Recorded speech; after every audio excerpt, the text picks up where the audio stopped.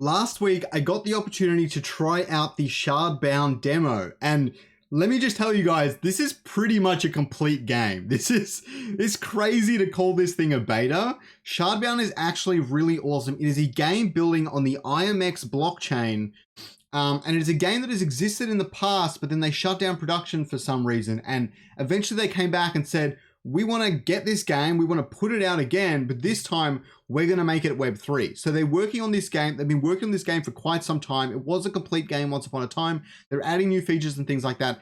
And it is coming back, and this thing looks and plays really, really awesome. We're going to go through some gameplay footage I recorded and I played of the game. I also did a stream where I played against real players in PvP, and it makes me all the more excited for Illuvium PvP. But long story short, I'm going to go through the gameplay. I'm going to talk through the structure of Shardbound, how the game works, how the deck building works.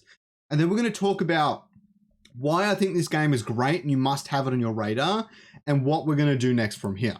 So basically it starts off here, and I just chose to play against a bot just for this recording. I will say that the bot was really bad at the game. Like it was like playing against a toddler. They played some really basic moves. I don't know if they're going to make harder bots in the future. I don't think it's too important. But as you see here, it opens up and you have your two commanders. You have your commander and your opponent. And then the map, I think they've got a few preset maps, but they all look kind of like random to a certain extent. This map in particular has a lot of different high ground spots and boulders and things, and you'll see as we get through the gameplay just kind of how that plays out. So down at the bottom you can see all your different things. Behind the camera here you've just got the end turn button, so don't worry about that. Down the bottom left you've got the amount of units. You can only have 4 units on the board outside of your commander. If you hover over that deck, I think it shows you how many cards you've got on your deck or whatever. You can hover over the graveyard and see that, standard deck building stuff. And your super, every time you take damage, which I believe does more, and you give damage or deal damage to the opponent, you build up this super meter, and both persons' super is the same. I don't know if that's planned to change. And basically you can cast that super and it does 6 damage to everything in this area. So don't clump up your units. I learned that mistake the hard way. You've got your classic mulligan where you can select 1, 2, or all 3 of the cards and swap them out. I opted to switch them all because I wanted some lower cost cards in my hand. That early game is really important, so I'm about to explain it. So that crystal there is one of the small crystals. If you break that, you're going to get a temporary new crystal just for that turn. And so say you had a 2-cost thing in your hand and your commander destroyed that crystal, you would be able to play the 2-cost card. Also, line of sight is a big deal in this game. So my hero here in this case is ranged, which means if it can see something, it can shoot at them. That's pretty much how it works. Think Warhammer. But if the boulders are in the way, or if high ground is in the way because you can't see over the high ground, you can see on top of the high ground, but if something's behind the high ground itself, you cannot see them, you cannot attack them. And melee characters obviously have to be standing next to something. In this case, I didn't want to break it because I had no cards I could really get out of it. Retrospectively thinking I could have actually gotten Shankar on the board, which would have been all right. That there is a large crystal. This is probably the single most important part of Shardbound. Those crystals, when you destroy them, give you a permanent mana crystal to set up. So think you're playing Hearthstone, you get 1 mana every turn. In this case, you get 1 mana every 2 turns, I believe. But if you destroy those crystals, then you get that added to your pool permanently. And that's the fastest way to build up your mana pool and play the stronger cards. Now, in this beta, and I don't know if they're ever going to change this, the crystals always have a set amount of health. The small ones are 1 health and the large ones are 2 health. But you can only deal 1 damage to them with any given attack.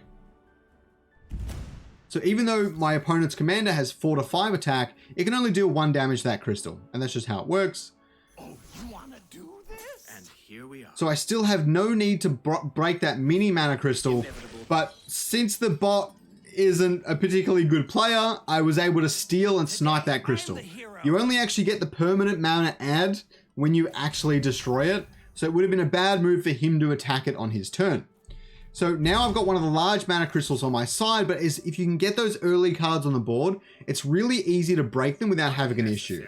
Also, you can see spell cards like this one can destroy boulders. All right, not every spell card does it, but if you build your deck that way, you can really mess around with the terrain and get that advantage. Also, destroying those crystals gave me the ability to summon a cost 3 on this turn, whereas my opponent still just has the 1 crystal, okay? So I'm in a huge advantage in this position, but it's not all lost, because if he gets a lot of damage dealt to him, he can just super me and wipe out some of my early board units. So it's never over right at the start of the game, let me put it that way. I came back from some pretty weird positions when I was playtesting the game. He played a card that had Blood Toll, which means his hero takes a little bit of damage. So this is pretty standard. You've got many different deck archetypes. The purple one in particular, which my opponent is playing, has a lot of sacrificial stuff. Very vampiric things too. You either play strong cards and deal damage to your commander, or you play cards that heal your commander and deal damage. So some pretty classic archetype right there. And mine's very much unit heavy. It's not very spell heavy. And it was the favorite archetype I played on the day. This game is so awesome, I just can't wait for it to come out. Today, I'm the hero.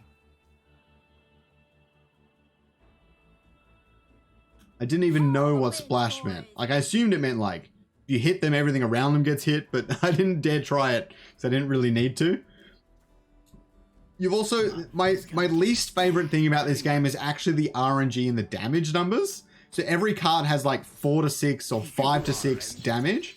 So every time it attacks, it deals kind of in that range. That felt really unusual to me as far as I'm like, I played a lot of card games. I've never seen that before. And it was pretty unusual. So the other core component of this game is the victory crystals. Now I don't believe these existed with the previous version of Shardbound.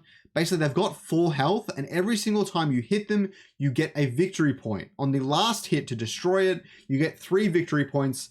But if the character that got those victory points by hitting it dies, then those victory points go to the opposing character that took it. And if you get 12 victory points, you win. So there's very much there's a little bit of a capture the flag type thing. It's more complex than that. But the basic idea is that there's 2 ways to win in this game. If your opponent is playing very defensive, that means you'll have a good opportunity to get those victory points and force them to come out of their shell. I think it's a really nice touch. And I had one game in particular where it mattered heavily enough. And it did add quite a few dynamics to the gameplay. It really changed up the way both players had to play, because that looming victory from this type of thing forced me, I believe, to play a little bit more aggressive.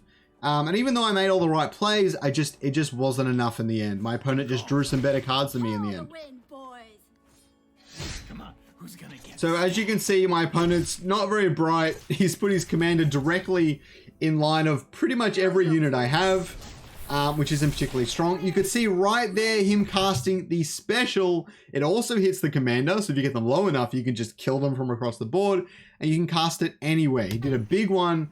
It did a lot of damage, killed one of my units. A very good play there. I've also got 83% on my super meter.